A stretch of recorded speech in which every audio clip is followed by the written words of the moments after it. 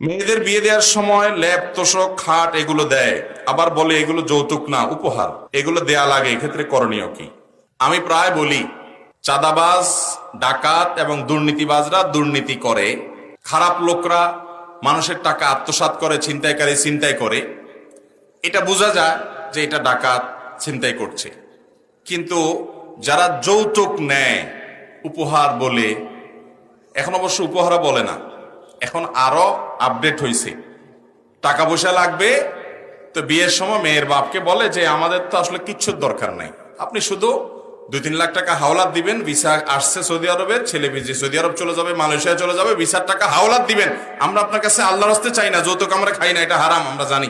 মেয়ের বাপ তার কাছ থেকে আপনি উপহারের নাম দিয়া, হাওলাতের নাম দিয়া বিভিন্ন রকমে যে সমস্ত খাট পালং ফ্রিজ কিনছেন এবং তার কাছ থেকে এগুলো আদায় করছেন, মোটরসাইকেল আদায় করছেন, টেলিভিশন আদায় করছেন, এগুলো সম্পূর্ণ হারাম এবং নাজায়েজ। এগুলো জায়েজ হওয়ার কোনো কারণ, একজন চোর চুরি করে, ডাকাত ডাকাতি করে, আপনি যা করেছেন এটা একই বিষয়, ওই দুটোর ভিতরে পার্থক্য করা কঠিন। আপনিও জুলুম করে সম্পদ আত্মসাৎ।